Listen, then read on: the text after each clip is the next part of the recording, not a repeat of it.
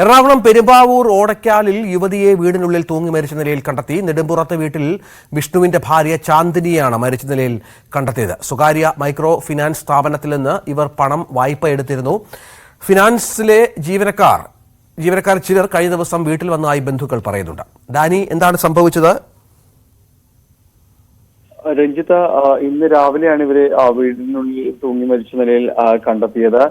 ഇതിൽ സംശയിക്കപ്പെടുന്ന ഒരു സാഹചര്യം എന്ന് പറയുന്നത് ഇവരൊരു സ്വകാര്യ സ്ഥാപനത്തിൽ പണമിടപാട് സ്ഥാപനത്തിൽ നിന്ന് പണം വായ്പ എടുത്തിരുന്നു. അതിന്റെ ഒരു തിരിച്ചടവുകൾ മുടങ്ങിയതായിട്ട് പറയുന്നുണ്ട്. അതിന്റെ ഗഡുക്കൾ അടയ്ക്കേണ്ട ദിവസം കഴിഞ്ഞ ദിവസമായിരുന്നു. അതിൽ നേരത്തെ തന്നെ അതിൽ കുടിശ്ശികയും വന്നിരുന്നു. ഇതേ ചൊല്ലി ഈ ഫിനാൻസ് സ്ഥാപനത്തിലെ ചിലർ ജീവനക്കാരിൽ അവർ ഇവരുടെ വീടുകളിലെത്തിയത് ഇവരോട് കാര്യത്തിൽ സംസാരിച്ചതുമായെല്ലാം തന്നെ സൂചനകളുണ്ട്. അത്തരം കാര്യങ്ങൾ ഇവരുടെ ബന്ധുക്കളും സ്ഥിരീകരിക്കുന്നുണ്ട്.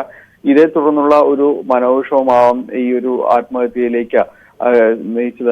തൂങ്ങി മരിച്ച നിലയിലാണ് കണ്ടെത്തിയത്. ഇവരൊരു ആത്മഹത്യ ചെയ്തതാണ് എന്ന രീതിയിലുള്ള ഒരു പ്രാഥമിക നിഗമനമാണ് പോലീസിനുള്ളത്. കുറുപ്പുംപടി പോലീസാണ് സ്ഥലത്തെത്തി അന്വേഷണം നടത്തുന്നത്. ഓടക്കാലി പുളിയാമ്പള്ളി മുകളിലുള്ള വീട്ടിൽ വിഷ്ണുവിന്റെ ഭാര്യ ചാന്ദിനി 29 വയസ്സാണ്. ഇവരാണ് ഇപ്പോൾ തൂങ്ങി മരിച്ച നിലയിൽ കണ്ടെത്തിയിരിക്കുന്നത്. ഇപ്പോൾ ഏതെങ്കിലും രീതിയിലുള്ള ഒരു മാനസിക പീഡനം ഇവരുടെ ഭാഗത്ത് ഫിനാൻസ് കമ്പനികളുടെ ഒരു ജീവനക്കാരുടെ ഭാഗത്തു നിന്ന് ഉണ്ടായിരുന്നു എന്നതടക്കമുള്ള കാര്യങ്ങൾ പരിശോധിക്കേണ്ടതുണ്ട്. ഏതെങ്കിലും രീതിയിലുള്ള സൂചനകൾ കുറിപ്പുകളായി ഇവർ അവിടെ സൂക്ഷിച്ചിട്ടുണ്ടോ എന്നതടക്കം പോലീസ് പരിശോധന നടത്തുകയാണ്. എന്തായാലും ധനകാര്യ സ്ഥാപനത്തിൽ നിന്ന് ഇവർ പണം വായ്പയ്ക്ക് എടുത്തിരുന്നു. പക്ഷെ അതിന്റെ തിരിച്ചടവുകളടക്കം മുടങ്ങിയ സാഹചര്യവുമുണ്ട്. ഇവരെ ജീവനക്കാർ വീട്ടിലെത്തി ഇവരോട് സംസാരിച്ചു. അത് കാര്യത്തിൽ സംസാരിച്ചിരുന്നു എന്നതടക്കം ചില തെളിവുകളിലും അടക്കം ലഭിച്ചിട്ടുണ്ട്. സാക്ഷികളടക്കമുണ്ട്. ബന്ധുക്കളടക്കം ഇത്തരം കാര്യങ്ങൾ സാക്ഷ്യപ്പെടുത്തുന്നുണ്ട്.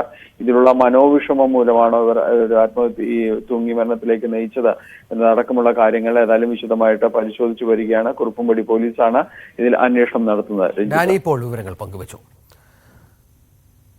മറ്റൊരു വാർത്തയിലേക്ക് പോയാൽ